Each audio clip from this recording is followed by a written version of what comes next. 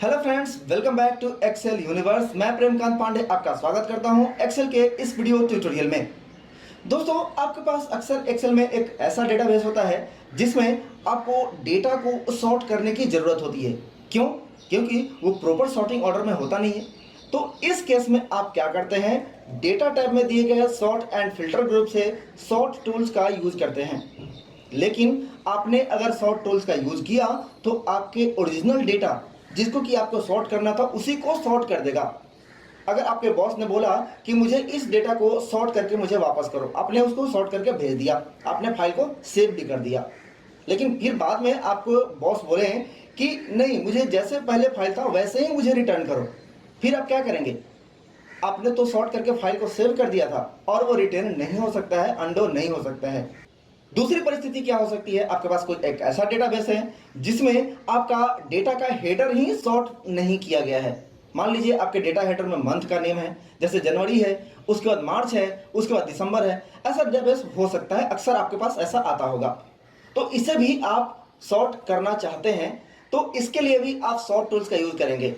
लेकिन अगर वो आपने सॉर्ट कर दिया तो फिर क्या होगा, फिर उसको आप सेव करने के बाद फाइल को ओपन करेंगे तो वो दोबारा रिटेन नहीं हो सकता है, क्योंकि आपने सॉर्ट करके फाइल को सेव कर दिया था।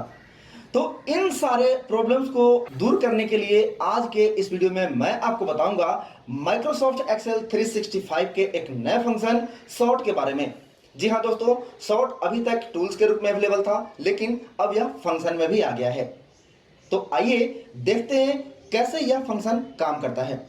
दोस्तों, इस फंक्शन को अच्छे से समझने के लिए इस वीडियो को पूरा अंत तक देखें, नहीं तो आप इसके इंपॉर्टेंट फैक्ट्स और इसके सिंटेक्स और आर्गुमेंट में जो जो चीजें मैं बताऊंगा, वो जो भी इंपॉर्टेंट चीजें हैं आप उसे मिस कर देंगे। तो रिक्वेस्ट है आपसे कि इस वीडियो को पूरा अंत तक देखें। और हाँ, वीडियो अच्छा लगे तो इसे लाइक और शेयर करना ना भूलें, और आप चैनल पर पहली बार विजिट कर रहे हैं तो चैनल को सब्सक्राइब करें। तो आइए चलते हैं अपने एक्सेल वर्कशीट के ऊपर, जहां हम सीखेंगे माइक्रोसॉफ्ट एक्सेल 365 के एक नए फंक्शन सॉर्ट के बारे में।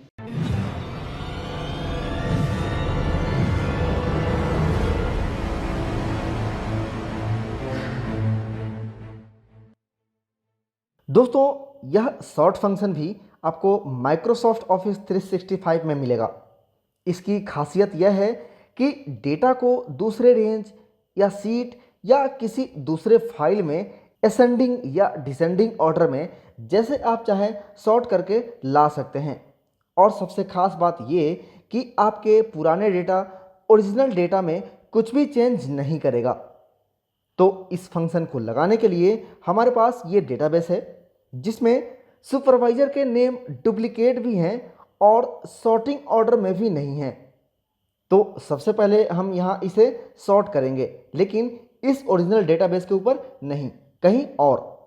तो हम इसी सीट में यहाँ पर लिखेंगे इक्वल टू सॉर्ट, और फिर जिसे सॉर्ट करना है, जिस कॉलम को सॉर्ट करना है, उस रेंज को या उस कॉलम को इस अरे में सेलेक्ट कर लेंगे।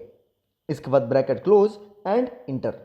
और आप देख सकते हैं यहाँ data by default ascending order में सॉर्ट होकर आ चुका है। एक बार फिर से देखिए, यहाँ लिखेंगे equal to sort bracket open, और जिस रेंज को सॉर्ट करना है उसे इस अरे में सेलेक्ट कर लेंगे, जैसे ये सुपरवाइजर वाला कॉलम, और ब्रैकेट क्लोज एंड इंटर। और हमारा डेटा अलग से सॉर्ट होकर यहाँ आ गया है। चूंकि यह एक डायनेमिक एरे फंक्शन है जो कि माइक्रोसॉफ्ट ऑफिस 365 में आपको मिलेगा, यह ऑटोमेटिकली रेंज को खुद ही सेलेक्ट कर लेता है। इसलिए अगर आप कोई भी नया रिकॉर्ड इसमें ऐड करते हैं जिसे आपने सॉर्ट किया है जिस रेंज को सिलेक्ट करके, तो वो रिकॉर्ड भी आपको इस सॉर्टिंग ऑर्डर में आ जाएगा। जैसे मैंने यहाँ लिखा अमरनाथ, तो यहाँ इस डेटाबेस में आप देख सकते हैं अमरनाथ यहाँ आ गया है, और ये बाय सीक्वेंसली है, असेंडिंग ऑर्डर में है। तो इस तरह यह आपके डेटा को बाय डिफॉल्ट असेंडिंग ऑर्डर में सॉर्ट करके देता है। अभी तो मैंने यहाँ सिर्फ एक कॉलम का डेटा सॉर्ट किया है। अगर मैं यहाँ इन दोनों कॉलम को सिलेक्ट कर लूँ तो यह बाय डिफॉल्ट पहले वाले कॉलम को असेंडिंग ऑर्डर में सॉर्ट करेगा, फिर उसके बाद नेक्स्ट वाले कॉलम को, मतलब पहले सुपरवाइजर को और फिर दूसरा सेल्समैन वाले कॉलम को। जैसे मैं यहाँ पे आपको करके दिखाता हूँ। यहाँ पे लिखेंगे equal to sort bracket open और अरे में इन दोनों कॉलम को सेलेक्ट कर लेंगे और आप देख सकते हैं कि हमारा डेटा कैसे असेंडिंग ऑर्डर में सॉर्ट होकर आ चुका है।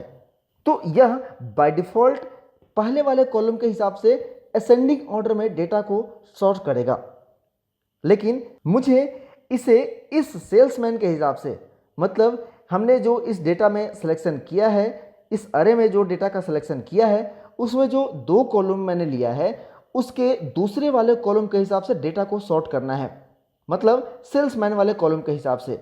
तब हम इसके ऑप्शनल आर्गुमेंट सॉर्ट इंडेक्स का यूज करेंगे। देखिए कैसे काम करता है ये। यहाँ मैंने लिखा है इक्वल टू सॉर्ट, अरे में इन दोनों कॉलम को सेलेक्ट कर लेंगे, यहाँ तक आपको सेम काम करना है। इसके बाद कॉमा सॉर्ट इंडेक्स, तो यहाँ हमें नंबर देना है। तो नंबर क्या होगा, तो हमने यहाँ दो कॉलम लिया है और आप जानते हैं कि यह बाय डिफॉल्ट फर्स्ट कॉलम के हिसाब से डेटा को सॉर्ट करेगा, मतलब कॉलम नंबर इंडेक्स होगा यहाँ पे 1। लेकिन हमें यहाँ सेल्समैन वाइज डेटा को सॉर्ट करना है जो कि सिलेक्शन में दूसरे नंबर कॉलम पर है। तो हमारा इंडेक्स नंबर होगा 2, इसके बाद ब्रैकेट क्लोज और इंटर। और देखिए यहाँ हमारा डेटा सेल्समैन वाइज सॉर्ट होकर आ गया है। मतलब आप चाहे जितने कॉलम को इस अरे में सिलेक्ट करें, बस आपको उसका कॉलम नंबर इंडेक्स नंबर यहाँ पे देना होगा और आपका data according to that column sort होकर आ जाएगा। तो इस तरह से आपको जैसे सॉर्ट करना हो आप सॉर्ट कर सकते हैं। अब एक बात और, अभी ये function by default ascending order में डेटा का सॉर्टिंग कर रहा है, लेकिन हम चाहते हैं कि डिसेंडिंग ऑर्डर में सॉर्ट करना, तो वो भी आप कर सकते हैं। इसके लिए आपको इस फंक्शन के ऑप्शनल आर्गुमेंट सॉर्ट ऑर्डर का यूज करना है। कैसे करेंगे देखिए, मैंने इस फंक्शन को एडिट किया यहाँ से और यहाँ दिख रहा है आपको सॉर्ट ऑर्डर। बाय डिफॉल्ट ये 1 होता है, इसलिए यह असेंडिंग ऑर्डर में डेटा को सॉर्ट करता है। हमें बस यहाँ -1 देना होगा क्योंकि ये बाय डिफॉल्ट तो असेंडिंग ऑर्डर में सॉर्ट कर ही रहा है, लेकिन हमें डिसेंडिंग ऑर्डर में लाना है। तो यहाँ पे हम लिखेंगे -1 डिसेंडिंग ऑर्डर में डेटा को सॉर्ट करने के लिए। इसके बाद ओके, और देखिए हमारा डेटा डिसेंडिंग ऑर्डर में सॉर्ट होकर आ गया है। तो इस तरह हमारा ये सॉर्ट फंक्शन काम करता है। अब सबसे बड़ी बात, मैंने अभी यहाँ कॉलम में दिए गए डेटा को सॉर्ट किया, मतलब आप कभी भी आपका डेटा किसी भी टेबल में होगा तो बाय कॉलम ही होगा, शायद ही आपका डेटा बाय रो हो सकता है। लेकिन मेरे पास यहाँ एक डेटा है जहाँ इसका हेडिंग मंथ है और ये सीक्वेंसली नहीं है। जनवरी यहाँ है, फिर इसके बाद जुलाई है, फिर जून है, मतलब मंथ का नेम पहले जनवरी, फिर फरवरी, फिर मार्च, मतलब बाय सीक्वेंसली चाहिए। तो हम एक एक करके कट करें और कॉपी करके यहाँ पे पेस्ट करें अगल बगल में, तो इससे हमारा कितना टाइम वेस्ट होगा। चलिए ये छोटा सा डेटा है तो आप कर भी लें, लेकिन आपके पास 3-4 सालों का डेटा हो तब आप कैसे करेंगे। इसके लिए हमें बस एक छोटा सा काम करना होगा, सिंपल। यहाँ लिखेंगे equal to sort bracket open, array में ये डेटा रेंज, इसके बाद कॉमा, फिर कॉमा, फिर कॉमा, और यहाँ पे बाय कॉलम ये जो ऑप्शनल आर्गुमेंट है यहाँ लिख देंगे ट्रू, क्योंकि हमें डेटा को बाय कॉलम सॉर्ट करना है, अलग अलग कॉलम से सॉर्ट करना है। अब आप यहाँ देख सकते हैं कि हमारा डेटा यहाँ पे कैसे है और यहाँ पे बाय सीक्वेंसली कैसे आ गया है। अब हमें यहाँ पे केवल सेल्समैन के नेम चाहिए, तो हम यहाँ पे इक्वल टू देकर और इस सेल को सेलेक्ट कर लेंगे और फिर कॉपी करके यहाँ तक पेस्ट कर देंगे। और इस तरह हम लेफ्ट टू राइट भी डेटा को सॉर्ट कर सकते हैं। मैंने अभी जितने सारे फंक्शन आर्गुमेंट आपको बताए हैं, जैसे सॉर्ट ऑर्डर और सॉर्ट इंडेक्स, इन्हें भी आप यहाँ लगा सकते हैं। जैसे मुझे इस हेडर को, इस डेटा के हेडर को डिसेंडिंग ऑर्डर में सॉर्ट करना है, यानी न्यूएस्ट टू ओल्डेस्ट, मतलब यहाँ लास्ट वाला मंथ सबसे पहले आएगा और सबसे पहले वाला मंथ बाद में चला जाएगा। तो सिंपल हम यहाँ सॉर्ट ऑर्डर में -1 लिख देंगे, जैसा कि मैंने आपको बताया कि आपको डिसेंडिंग ऑर्डर में सॉर्ट करने के लिए -1 लिखना पड़ेगा। इसके बाद ओके, और हमारा डेटा डिसेंडिंग ऑर्डर में सॉर्ट होकर आ जाएगा लेफ्ट टू राइट। अगर हमें इसे रो नंबर 2 यानी अजय के सेल्स वैल्यू के अकॉर्डिंग सॉर्ट करना है, जिसमें सबसे हाईएस्ट वैल्यू सबसे पहले दिखे, तो इस सॉर्ट इंडेक्स नंबर में नंबर 2 दे दीजिए और आपका डेटा वैसे ही सॉर्ट होकर आ जाएगा। तो है ना कमाल का फंक्शन।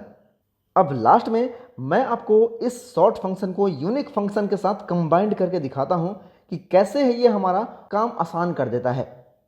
जैसे यहां सुपरवाइजर का कॉलम है और यहां से सबसे पहले हम यूनिक रिकॉर्ड निकाल लेते हैं।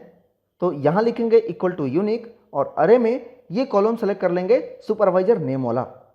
इसके बाद ब्रैकेट क्लोज एंड इंटर और यहां इस सुपरवाइजर का यूनिक डेटाबेस आ गया है। अब हम इस यूनिक फंक्शन को सॉर्ट के अंदर में ले लेंगे। इसके लिए हमें फंक्शन को एडिट करना होगा और इसके पहले हम लिख देंगे सॉर्ट और हमारा यूनिक डेटा असेंडिंग ऑर्डर में सॉर्ट होकर यहां आ गया है। आप चाहें तो इसे डिसेंडिंग ऑर्डर में भी सॉर्ट कर सकते हैं। बस आपको इसके लिए सॉर्टिंग ऑर्डर में -1 लिखना है और आपका काम हो जाएगा। तो इस तरह मैंने आपको कंप्लीट सॉर्ट फंक्शन के बारे में बता दिया है। आई होप आपको यह फंक्शन अच्छे से समझ में आ गया होगा। अगर आपके कोई सवाल या सुझाव हो तो मुझे कमेंट सेक्शन में बताएं। अगली वीडियो में हम जानेंगे माइक्रोसॉफ्ट ऑफिस 365 के एक और नए फंक्शन सॉर्ट बाय के बारे में। अगर आपको यह वीडियो पसंद आया हो तो इसे लाइक और शेयर जरूर करें। पहली बार चैनल पर विजिट कर रहे हैं तो चैनल को सब्सक्राइब करें और बेल आइकन को दबाएं लेटेस्ट वीडियो के अपडेट सबसे पहले पाने के लिए। तो मिलते हैं नेक्स्ट वीडियो में एक नए टॉपिक को लेकर। तब तक के लिए नमस्कार।